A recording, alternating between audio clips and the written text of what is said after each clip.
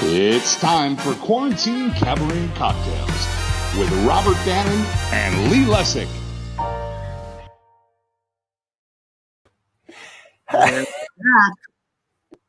Of course. Listen, my first role in sixth grade Roosevelt School musical was Prince Charming in Cinderella, and Lesley Ann Warren is here, and I have watched her version about 1,000 times. And you are wearing the crown. Well, someone has to be the prince. Hello. I am so excited about Lesley Ann Warren, and you talk about a TV show that I binge watched growing up. I have seen every episode of The Nanny, and Renée Taylor is here. And we're going to recreate them all. Yes, we are. You be Fran, and I'll be Mr. Sheffield. Lesley will be Cinderella. You can be the king. Perfect. I'll be the wicked stepmother. We're set. How are you? I'm wonderful. We had some week. We did. So last night, for those of you that don't know, we premiered our new series, the Broadway Cast Reunion series, which was born on this weekly show just randomly. We had booked the young boy, Jake Ryan Flynn, who was in previews on Broadway in the new musical Mrs. Doubtfire. And his mom texted me like a few days before the show, and she said, Jake thought it might be fun to invite some of his castmates on if you're interested. And of course we said yes. And the next thing we knew, we had cast of Mrs. Doubtfire on our show. And it was just the most heartwarming hour. I mean, they hadn't seen each other. This was, I think, back in April or May. So I think so. It was pretty early on in quarantine. And it was just, to me, fascinating to hear. First of all, it was the first time we talked about Broadway shutting down.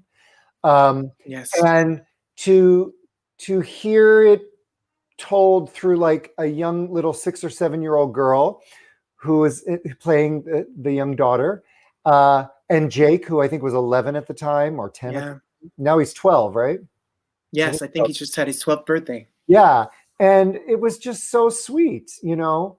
And anyway, that sort of planted the seed for this series. And Robert and I had a goal in mind that we would love to, you know, employ out of work Broadway artists, as they all are, who have been sitting at home for almost a year. And so we pitched this idea to have cast reunions to Broadway tour venues all over the country. And everybody got excited and on board. And we launched last night with the original principal Broadway cast of Frozen, which was so fun. Disney, so incredibly supportive. Next week, we've got Hadestown, including the director, Rachel Chavkin, and Anais Mitchell, who wrote the book, music, and lyrics. And then after that, we've got Lion King and Dear Evan Hansen and Jersey Boys and My Fair Lady and Waitress and all of them. It's really, I'm thrilled. And we had so much fun. But I'm super excited because our dear friend, Johnny Rogers, a couple weeks ago, I called him and I said, I feel like we need a theme song. I mean, every talk show host worth their, you know, weight in gold has a theme song. And so he said, well, text me some, you know, some words that come to mind about the show. And he wrote us a theme song. And I'm going to share it with you because it just makes me so happy. So theme song. Pour yourself a cocktail, crack a bottle of wine. We're swinging with the stars without standing in line. Fishing with the divas, hanging with the hunks. Every time they hit the stage, they're all slam dunks. Sparkling conversation, inside information, a bona fide Broadway backstage education. Break out the bubbly, it's time for toast with your lovable, laughable, affable hosts. So hold on tight, we're hot to go on the Broadway Cast Reunion Show.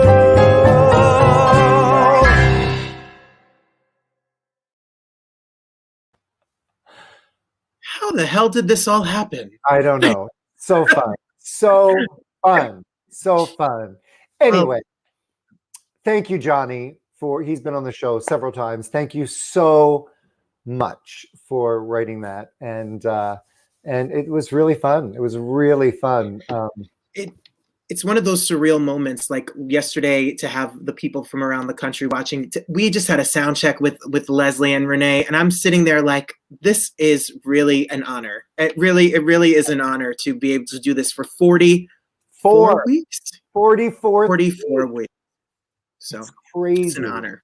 It's crazy. And to think, when Robert and I started this show, we had never met. We were working on a project on his album, because I own a record label and I'm going to release the album. And so we had like met through a mutual friend of a friend on the phone. We had never met in person. And we were just like chatting every day. Now look, it's right here. This was as close as we were. And we decided to start this live stream show. I never would have thought that 44 weeks later, we would still be doing it, but we are just having a blast. So anyway, thank you for hanging out with us all these weeks. Our first guest tonight, I'm literally like pinching myself. An incredible actress, dancer, singer. I fell down like the Wikipedia hole today and was just reading. Oh my God, we have so much to talk about, but I'm gonna first show you a little montage that we've created of the incredible entertainment that Lesley Ann Warren has brought to our homes and our hearts for so many years. In my own little corner, in my own little chair, I can be whatever I want to be. On the wings of my fancy, I can fly anywhere, and the world will open its arms to me.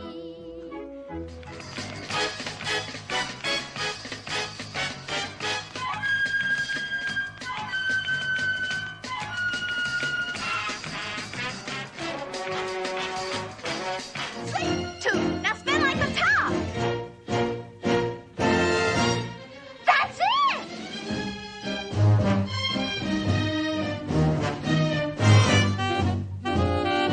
Cordy, you're absolutely wicked. I love it. Chicago, Illinois is like a shiny toy. The prairie state is proud to state that it's its pride and joy. The windy city sweeps you clean off your feet. Oh, its charm is complete. Oh, they're knocking your flat this way and that on every downtown street. Oh my God.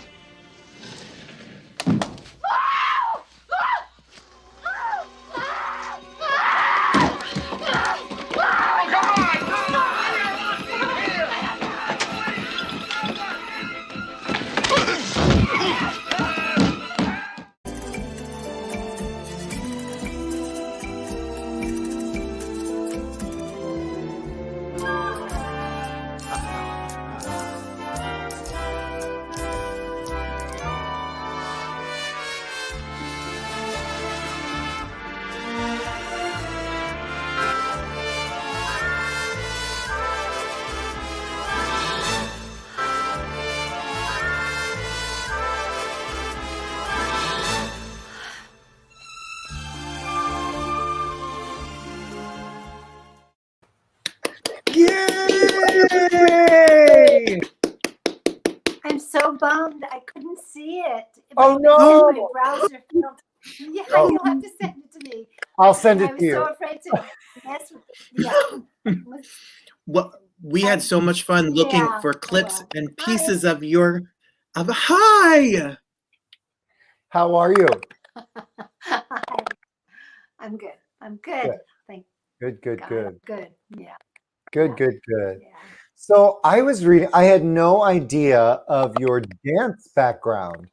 And you at like 13 studied with Balanchine, I read. Did.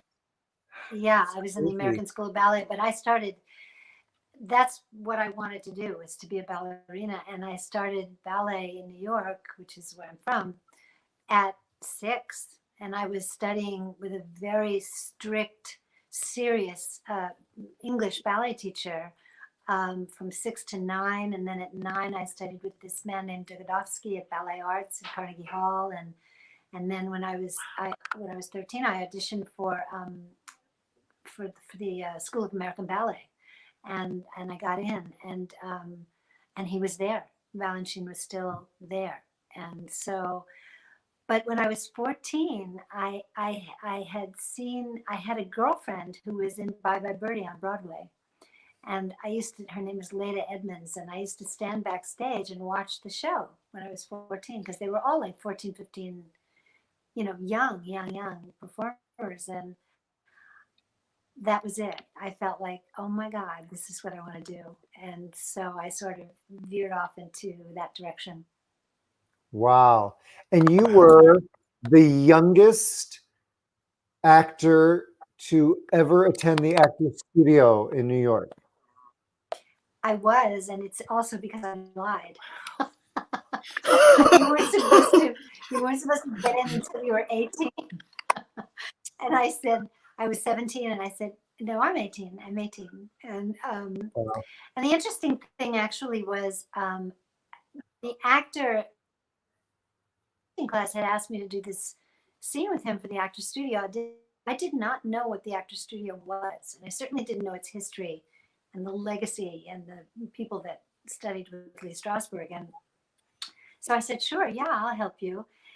And we did this scene from a play called Oh Dad, Poor Dad. Mama's hung you in the closet, and I'm feeling so sad. That was the whole title. And I got in and he didn't.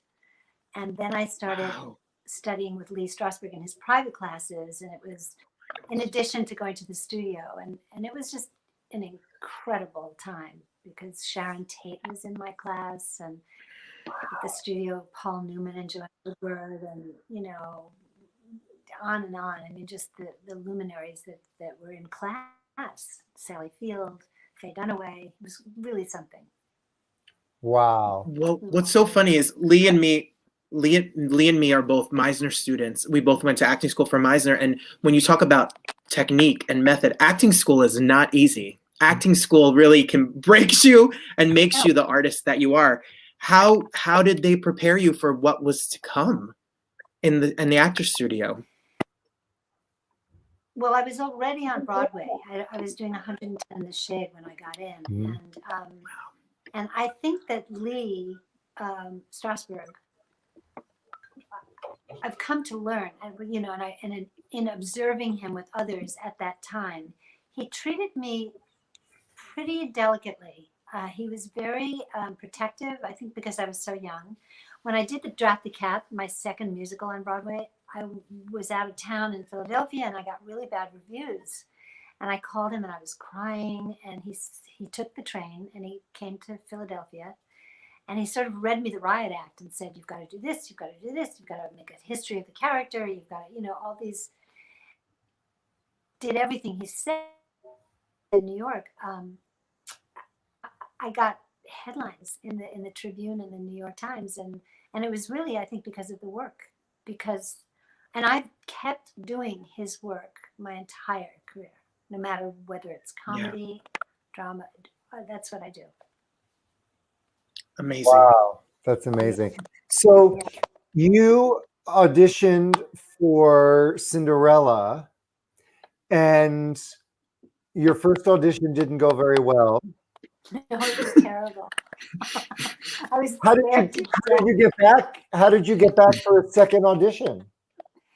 Charles Dubin, who is the director of Cinderella, had seen me on Broadway in 110, and he basically begged Richard Rodgers to see me again. And he said, look, she's 18 years old, she's scared to death. Let her just come back, and I see her on Broadway, I know what she can do. And so they brought me to Richard Rodgers' apartment on Park Avenue, and everybody was there. Charles Dubin, the director, and Eugene Loring, the choreographer, and Johnny Green, the musical arranger, and of course Mr. Rogers. And they cleared everybody out of the room, and he had a grand piano in his living room, and he sat me down next. He invited me to sit down next to him, and he sang and played My Funny Valentine and had me repeat each phrase after he did it, and that was it. That was it. Wow. And, yeah, and Jack Jones, an interesting story, was the original Prince, but Richard Rodgers wanted you to sing the songs as written, and Jack, because he came from the jazz world, would sort of do riffs and do these, interpretations, and he got replaced because of it. You had to really do it the way that it was written, in the cadence that it was written in, and yeah. Wow, I would have been fired in a day. I have these great pictures of him sitting next to me and sort of, pointing at really teaching me how he wanted me to sing it. And, Wow. and I would do anything. I would have done anything for him. So it was easy. Did you realize, like, at that time, do you think it was in your consciousness that, like, that you were sitting next to Richard Rodgers, or was that just like commonplace in the world of theater at that moment? No, it wasn't commonplace. I mean, it was, Carousel, it was everything I grew up on and with. But because of how he was with me, he was very loving and very, enveloping and sort of protective, and so I didn't feel, after a bit, I didn't feel intimidated. But I was, I really wanted to please him, and I wanted to please the director, and I was so young, and I took direction, and I did what they. I remember when I was filming, taping in my own little corner, and I kept crying, singing the song, and the director Charles Dubin was in a booth in a whole other place, and we were on the soundstage, and he kept having me do it over and over again, and I thought, what am I doing wrong? What am I doing wrong? And he came down finally, and he came over to me and he said, "Sweetheart, you're crying so much, we can't understand the words." So I really believed it. I believed her story. I identified with the story. I never saw it in a sort of snarky kind of, making fun of it. It was very real for me. And I think that's why it resonated for so many years with so many people. Yes, for sure. It's amazing, huh? It reminds me, I work with a lot with Chita Rivera, and she talks about when Leonard Bernstein had her over to his apartment to teach her the music to West Side Story, and sitting on the piano bench next to him, and I'm just like, hello. It's history. It's history, yeah. History. It is history, and I'm very well aware of the incredible lessons. Well, I saw a bunch of comments from people as your career, like you talk about a career of movies and hit movies and music. Your career took off, and I have a lot of people have been commenting about your role in Victor Victoria. That dance number, that song, and your whole role. How did that whole come about, and what was it like to shoot that movie?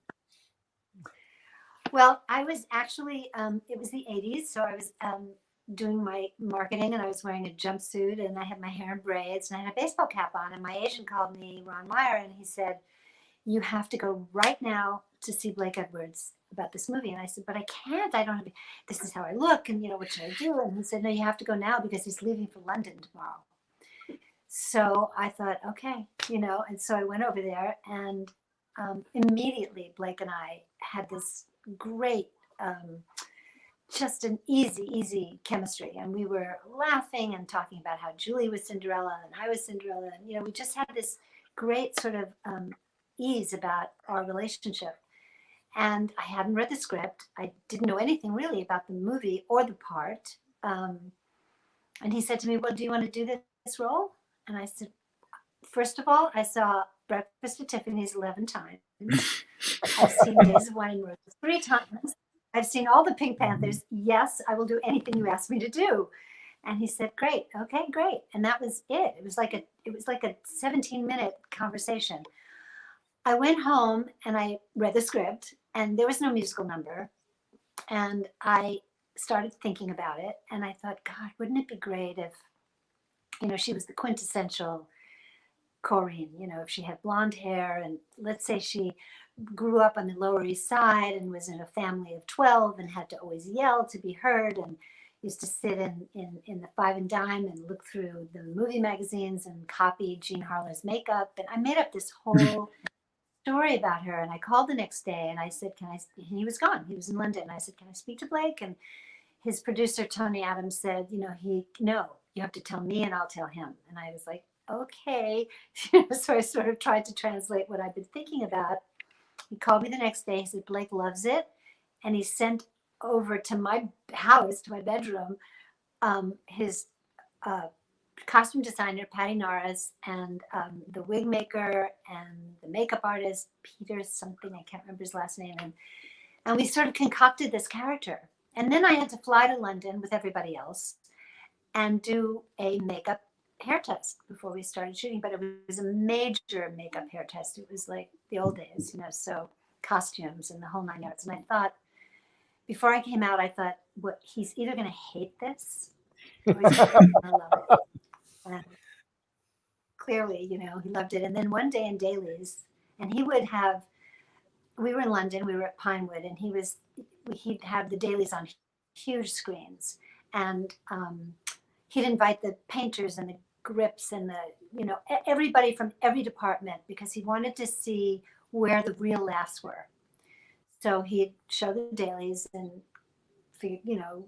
observe where the laughs were. And he leaned over to me one day and he said, do you still sing? And I said, yeah, I do. And he said, do you still dance? And I said, I do. And he said, I want to see more of Norma. I said, okay. So he flew in Lesley Brickus and Henry Mancini, and they wrote that incredible number. We rehearsed it for about 3 weeks. Yeah, it's like magic time in my, yeah.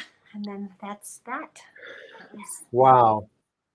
That's amazing. Yeah. And then recently, well, pre-COVID, you were doing sort of a concert tour, which was like dancing the movies.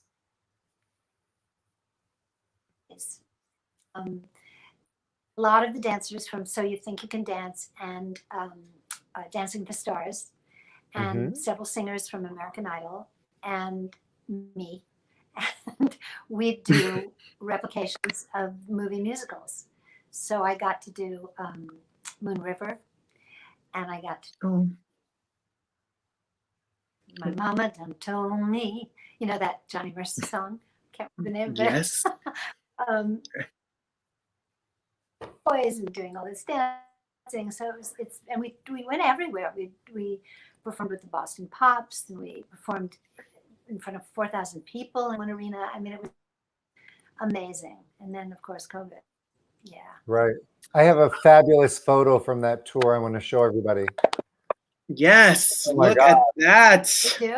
I probably won't be able to see it, but you'll Yes. see it later. But it's great. The lines. The lines. That's what I was going to say. That is a dancer. You look fantastic. That's going to be something. Will that continue, do you think, when theaters reopen? Will that go out again? Or is that done? Yeah, I mean, that's the hope. That is the hope. That's the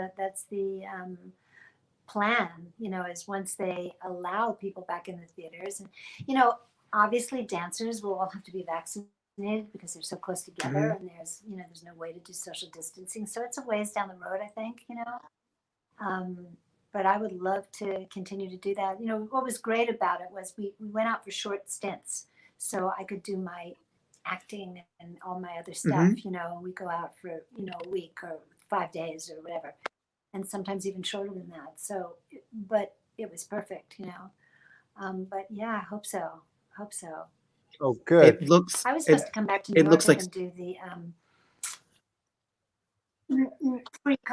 just before do the Actors Fund, the show they do yearly where they I can't remember the actual name of it, but I was rehearsing here to do a musical number and, you know, the whole thing, and we were talking about costumes, and then it started to happen, and I called the producers and I said, you know, I don't think I can get on a plane to do this. Yeah. And 8 years later, they canceled Broadway. Wow. They Yeah. shut it down. Wow. Yeah. Yeah, it's crazy. Yeah. You have you're on the new CBS series All Rise. That is, when is that airing? Last Did we lose? I don't. We're losing some audio. I'm sorry. So we're not. I think maybe we lost her. I don't know. I don't know. Welcome to live streams. I know. We're here. Okay. I think we may have lost connectivity. Yeah, and now this is. Oh, well, make sure you all watch All Rise, and if it's the 35th anniversary of Clue, and how great is Clue? That's right. Lesley Ann Warren is brilliant in Clue, so make sure you check that out. Oh, as good. Well. So good. I can see backstage, so if I see her pop back on, I'll bring her back on for sure. For sure. Those are some stories. Oh my God. It's such history, you know what I mean? I grew up really is watching Cinderella every year, and yeah, crazy, huh? Yeah, absolutely. Oh, and you want to talk about stories? We have stories coming. We have some stories. I don't even know where to begin with Renée Taylor. I just don't even know, either. because she just makes me laugh and she just makes me happy. So there you go. I'm going to show a little sizzle of her career, and then she'll be with us. While I was waiting in the wings to go on, this gentleman came up to me and he said, "Does the new you go with anybody?" And I said, "Yeah, anybody." I'll have a double bourbon straight up. You drink like a truck driver. Stick a piece of fruit in it.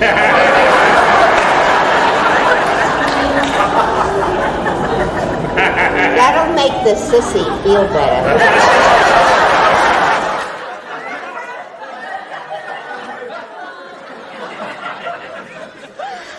All right, what is it? Sweetheart, nothing is ever as bad as it seems. Ma, it's over. We split up. No, don't say that! It's true. It was the worst fight we ever had. Oh my God, I'm having palpitations. Quick, get me my medicine.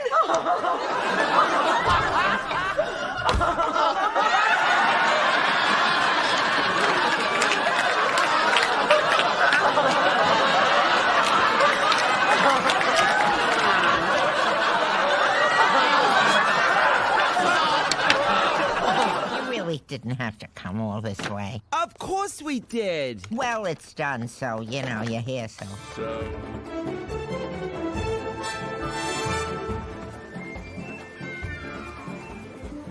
Boy, this global warming is killing me. This is too hot. The ice age was too cold. What would it take to make you happy? So how long has it been since you guys made little baby turtles? Not that long. Maybe 20 years. It'll be 48 years next Monday. But you're the crazy one, the way you eat only 3 meals a day. Legend of stage, screen, television, and delicatessens everywhere, Renée Taylor stars in the award-winning My Life on a Diet. And she is here now. She's here. Hello. What a wonderful montage. Is that really me? It's That really is really you. I think Lesley got her Wi-Fi connection back, so I want to bring her on so we can say goodbye properly. Please. Lesley! It's very, very windy here. It's crazy windy. And I think it just went out, but I don't want to take up Madam Renee's time. I want you to have all the time you deserve. So should we just, what do you want to do?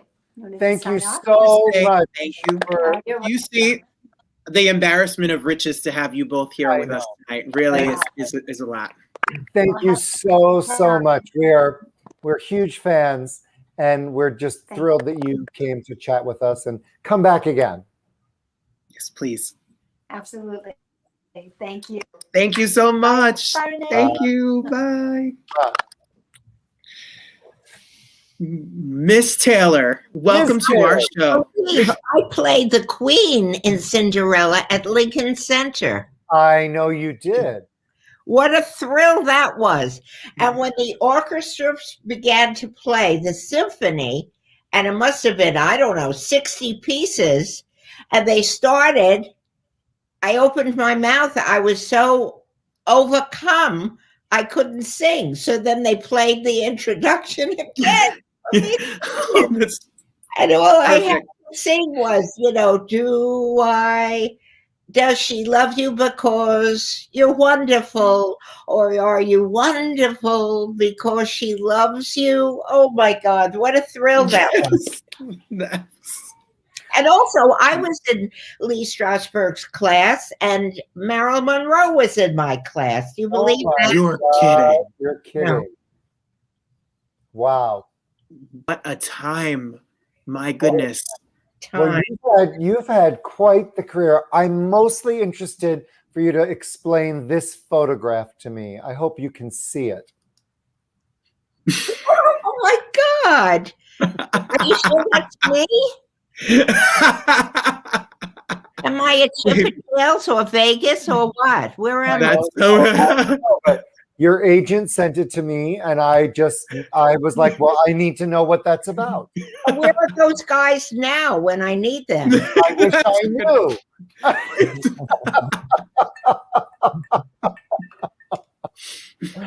Brilliant. Just brilliant. How are you doing? How have you been in this crazy quarantine time? I hate to say it, but I'm really having the time of my life. And I feel guilty because I'm working on 4 projects, and I would never have the time to do it if it wasn't such a very sad time in our history. But I was touring in my life on a diet, and when it's over, I'm going to tour again. I'm doing press for Tango Shalom, which my son directed and my husband co-wrote. I'm writing a book about my husband called If You Ever Leave Me, I'm Going With You. I'm doing a play about Mae West. I just did it last week, Act 1 at the Actors Studio. It's called Mae West, A True Hollywood Story, Maybe. That's going to be brilliant. So you are keeping busy. I am. It's costing me a fortune, but I'm keeping busy. I love that. Can I show a trailer for Tango Shalom? I loved it when I saw it. It's in 10 film festivals all over the world. It won in Montreal. It won in India, Jaipur. It won Best Movie in India. Do you believe this? I love it. That is wonderful. It's a great story, and growing up Jewish, it really resonates. It really resonates, the customs and whatnot. And so here's the trailer for Tango Shalom.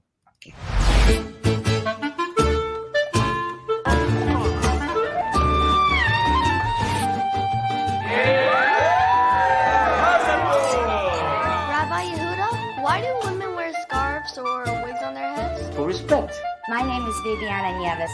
What's yours? The same way it is forbidden for a man to touch any woman other than one's wife. Moshe the children.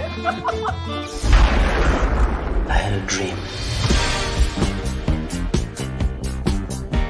Hashem told you to dance in a tango contest? A Gentile dancing teacher wants to tango with you in a TV contest? No, you're a lunatic!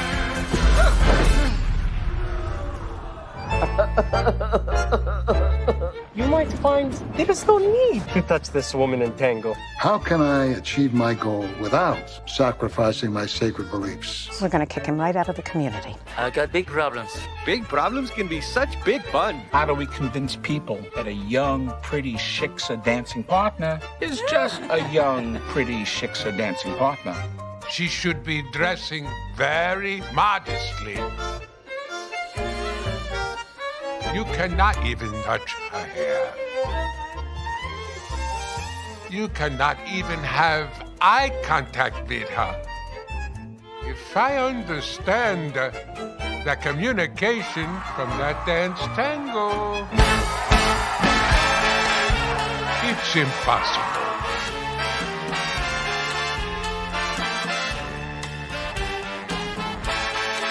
Why are you hoping that he sins?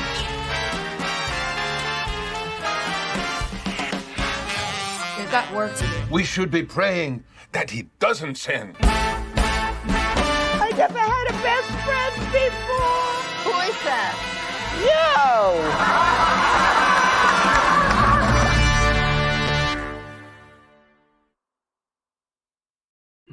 Oh, I love it. So good.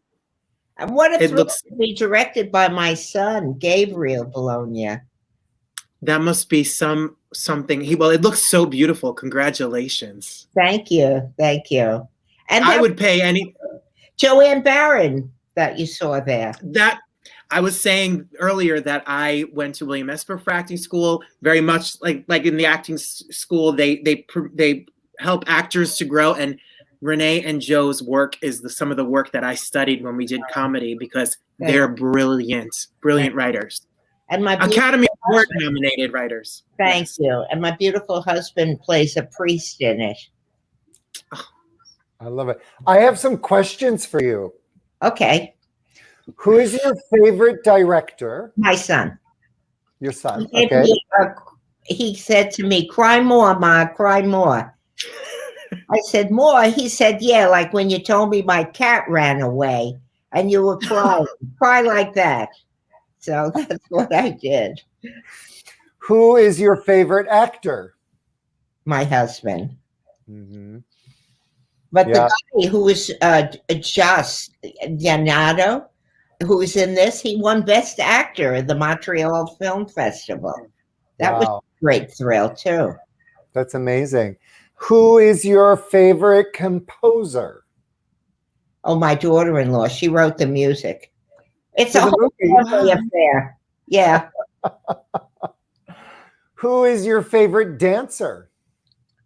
Oh, the dancer in the show was on Dancing with the Stars, Irina Smirnoff. She is incredible, incredible. And it's very sexy dancing, and yet they can't touch. So it's impossible. How do you do the tango without touching? I don't know. That leads me to my next question. What? What is your favorite sex tape? My favorite, the one I'm about to do. Maybe you know somebody. I just want to preface this by saying that all of these questions were submitted to me by management. But I'm not auditioning to do a sex tape. I'll tell you that. No. No, you don't need to audition. It better be a straight offer. That's right. That's right. That's right. Deal. How do you spend your days in New York City during a pandemic? Yeah. Well, what I love to do is walk. I like to walk Bergdorf Goodman, the 5 different floors. It's a great way to get exercise. And laugh at the prices. $5,000. So they're open? The store is open? Yes, yes. Oh, wow. Okay. Thrill. And then have lunch at Italy downtown. Yes. I heard. You love it. I love it. But as long as you're outside or it's snowing and you're the only person in the department store, you're okay. Italy's a good time. It Lee, you is. have to check it out when you're in New York. Oh, or have I've you been. been? Oh, I've I've toured the Italy. Trust me. I've been. I have not been to the one they opened here in Century City, and I have not been there. But I have been in New York and I have been in Chicago. You just want to buy the store. You just want to buy all the pasta. And my mother-in-law used to give me recipes. She used to say, the night before you start rolling your dough. That's when she lost me. That were 24 hours long. Oh my God. So funny. So funny. How was speaking of, my mother is Italian, my father is Irish. Speaking of, how was it to be the daughter-in-law of an Italian family and him the son-in-law from your family? How it must be a whole show in of itself. It was great. And his family said, wait till you meet her. She doesn't cook. She doesn't clean. What does she do? I don't know. She tells jokes. No. Yes, she's always joking. Watch what you say. She'll put it in a play. Wow. But you and your late husband, Joe Bologna, had such an incredible love affair. And it was so obvious to us watching. And you worked together, you toured together, you wrote, you wrote together. I mean, your lives were so intertwined, and it was it's a beautiful thing to watch. It's a beautiful thing to watch. We still are together. Yeah. He talks to me all the time, and I'm writing a book about him called If You Ever Leave Me, I'm Going With You. And he talks to me all the time. And I say how much I miss him, and he says, I'm waiting for you, but don't rush.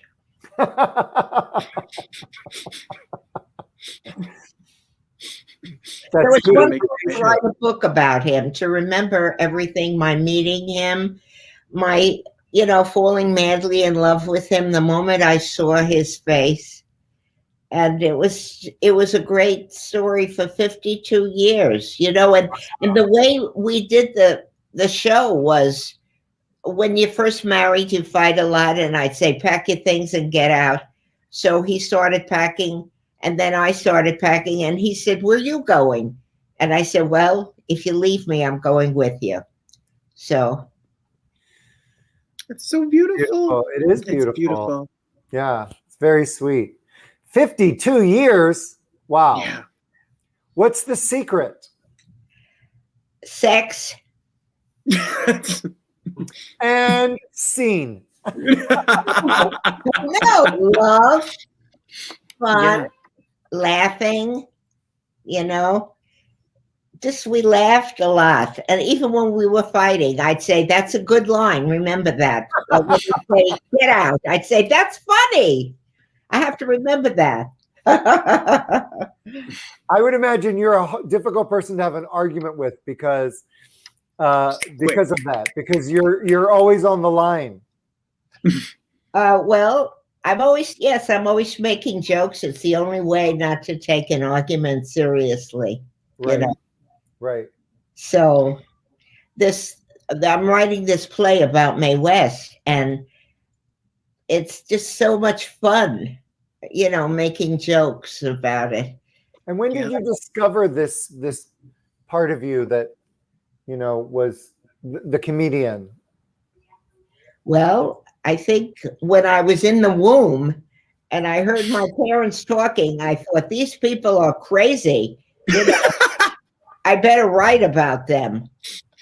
And I thought they were very funny, very crazy. And I always use the opportunity to play my mother. As a matter of fact, in Tango Shalom, I'm crying all the time because that was my mother's only means of expression. She never got angry. She would cry. She never got frightened. She would cry. She never got happy. She would cry. That was her one thing that she had, was she would cry about everything. Oh, and I said, Someday I'm going to grow up. I'm going to play her, and I am. And you are. And you and Lainey Kazan together, I would pay money to see that movie. You and Lainey Kazan in the trailer of that movie, you must be hysterical. So funny. She is so funny. And she's always talking about the men she dated, like Sinatra. And I say, what do you mean? He didn't date. You had sex with him. And she replied, oh, I can't say anything. I said, he's dead. Say it. Well, we would be remiss to not talk about your, what was it, 11 years, 10 years of playing Fran Fine's mom on The Nanny. It was so much fun. We laughed so much. It looked like a blast. Us watching it could see the fun you all had on that show. We did. And we were always, telling each other. When I was on with Elizabeth Taylor, and I asked Elizabeth Taylor if I could try on her jewelry, and she said no. And it was such a thrill to be on with her, and I asked to have my picture taken with her, and her press agent told me it was going to cost $125. And I said, really? Why so much? And they said, because, she has to look younger in all of the pictures and thinner and more glamorous. And I said, all right, I'll pay $125, but whatever you do for her, do for me. Well, then it's the picture of us where neither of us looks like who we look like. We're both thinner, younger, and more glamorous. That's amazing. Did the 10 years just fly by? Does it feel like? Yes, but we're still in it. We're still in it because we all talk, Charles Shaughnessy. I just love calling them, seeing them all the time. I still feel like we're still doing the show, even though we're not. We're still doing it. Yeah. And you. When I think of excuses to call Fran. So I was going to say, you still talk to Fran? Yes. Did you buy the shoes? Well, where are you going to wear them? Well, how much did you pay? That much? Oh, they saw you coming. So we just had these fun things. And I always do her cruise, her Cancer Schmancer. Oh, and yes. People ask me, what's your favorite charity? And I say Cancer Schmancer. So I'm going to have a birthday party. And I'm either going to be 38 or 88, depending on the lighting.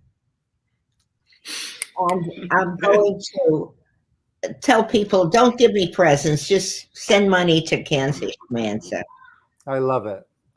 It's a great organization, and she's doing great work.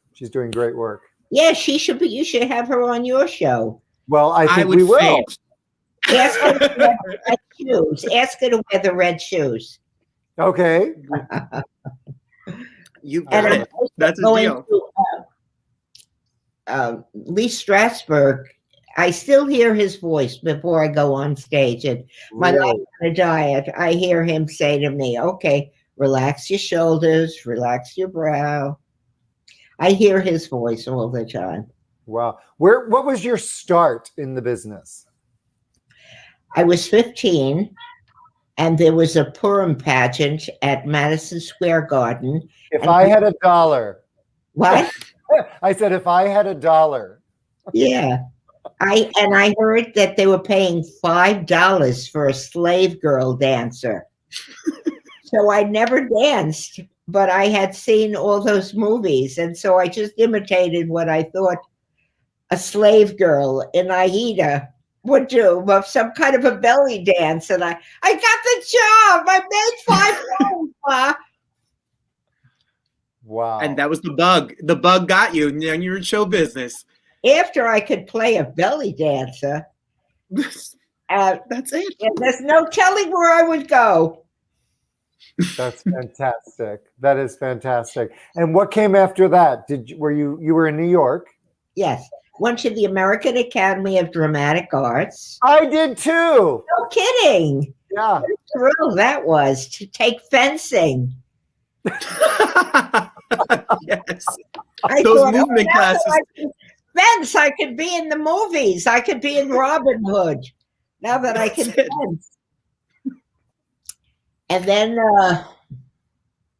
I don't know, but a couple of months before Carl Reiner died, we were at Sitzi's house for dinner, and Mel Brooks said, he came to see me on Broadway when I played Love with Gene Wilder. I went on for Ann Jackson, and he was in the audience. He had come to see Gene Wilder, but he saw me, and that's how I got in the producers. Oh, wow. But I had an audition, and he said, out of 300 girls, he remembered my audition, and he imitated me. Ich liebe nicht. Ich liebe nicht. He remembered my audition. 35 years later. That's because when you got it, you got it. That's it. When you can do it, you can do it. You can do it. Mm-hmm.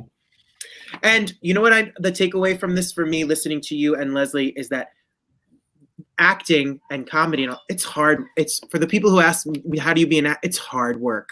You put in a lifetime of hard work to be as good as you are. And I can only imagine how many drafts you've written of plays, how many scenes how many takes you've taken. It's a lot of training and it's a lot of work. 39 years of doing It Had to Be You. We would come off stage after it had been on Broadway, it had been a movie, and we would be changing lines. We would be writing, which is what, writing is really rewriting. I remember Gardner, I said to him, what are you thinking about? And he said, I'm rewriting what you just said to me. Wow. And that's what writing is. It's rewriting. That's amazing. Oh my goodness. What a life, what a career. And the best is yet to come. I can't wait to see all of these projects. Oh, me too. Today I was having a meeting about the costumes for Mae West. And did you know that Madonna stole Mae West costume? The ones with the cone. The cone. Yeah. Yes, that was Mae West. How about that? I can't wait to see you take that on and tell her story. That's going to be some ticket to be seen. I'm going to be doing it in May, I hope, and I'm going to be doing My Life on a Diet again, and I'm going to be finishing my book about my husband, and I'm going to be on your show very often. Please, you could come on every week. Anytime. Anytime. You guys is so much fun. Well, you know what? You are an inspiration. You really are. You're certainly not lazy. No. No, I wake up in the middle of the night and I think, Unknown caller. and I think I better write down that line. Oh my God. I love it. Well, when travel is safe again, I come to New York, I'm taking you to lunch at Italy. Oh, great. Oh, I'm coming too. I don't pass up a meatball any day of the week. Well, you can come over the bridge. I'll take you to lunch anytime. I'll meet you there next Tuesday at 2:00. I'll meet you there.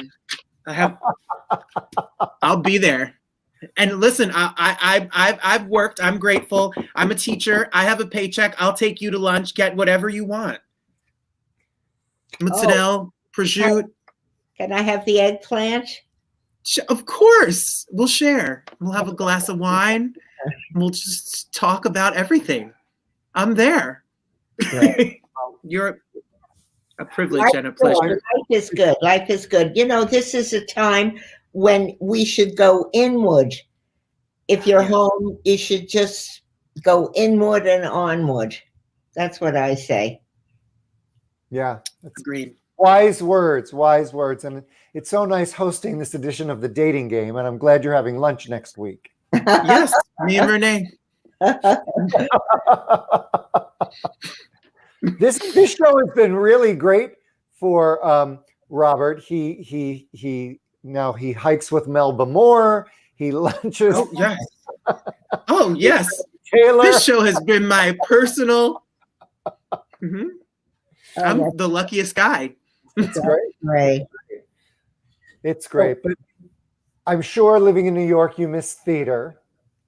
I do. You know, I moved here because I love the opera, and I thought, well, I'll go to the opera a lot, and then you know the opera starts, but you can watch the Met on online, so that's great to see. Yeah. And opera coach lives in the building, and because Mae West sings. She sings opera. I asked him if he would teach me opera. I said, you know, I'm not as good as Mae West. He said, oh, she wasn't that great singing opera. So I'll teach you. So I'm taking opera lessons. Unbelievable. Oh my God. Amazing. You really are an inspiration. That's it. Keep going. That's it. We're all going to keep going. Look to you. Yes. Best guest yet. That's what people are saying right now. Best guest yet. Oh, thank you. Wow. Well, we hope you'll come back and visit us again. Great. Thanks so much. It's so delightful to meet you, and you are an inspiration. You both. Good luck to you and your show. Thank you. And we'll be there. We'll be supporting. Stay safe. I need pictures from that lunch. That's all I'm saying. Yes, we're going. Eggplant. You got it. All right. That's it. Bye. Bye-bye.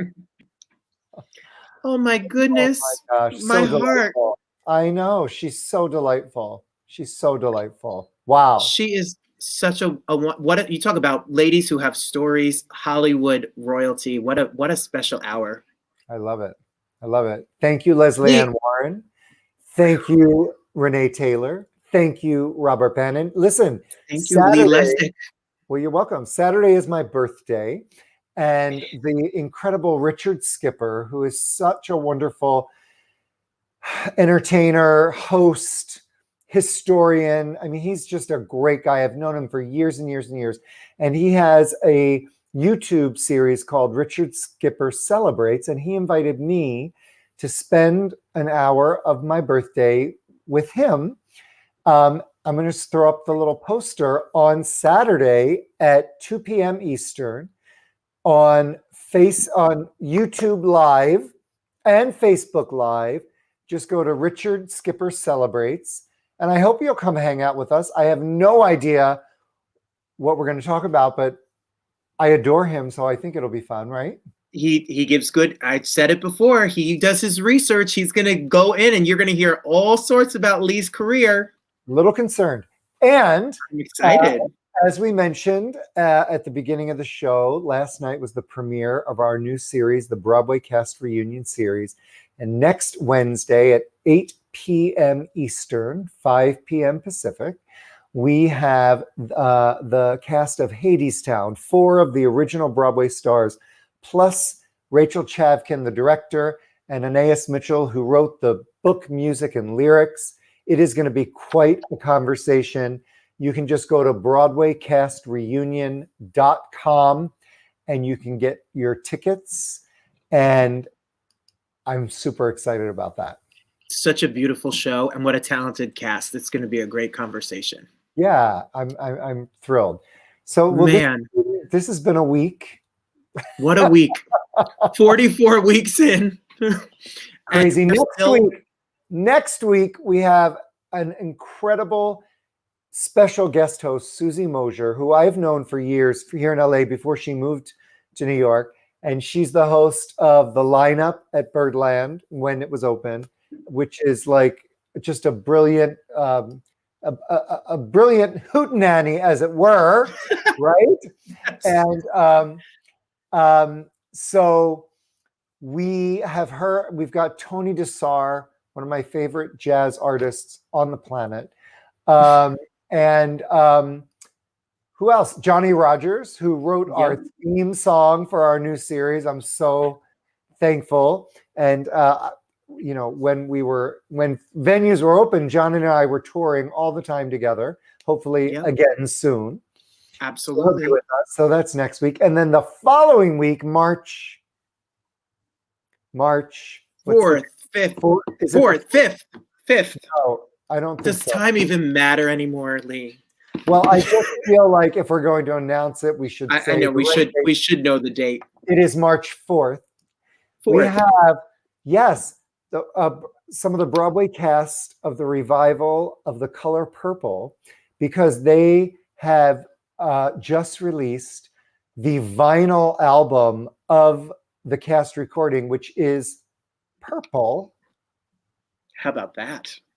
And they're coming on to celebrate the release of the album, and I am so excited because I love that show. Love that show. Too. So we have a lot going on, right? I know. I'm telling you. We work all day, and we are on communication, and every day something's changing. And just so grateful to Lee and to all of you for watching, because this show has launched the other show, and this show continues. And who knows what's going to happen next? So who knows? Hang on. Who knows? Stay safe. Wear a mask. All that stuff. We'll see you next week. Thanks, guys. Thank you, Lee. Bye.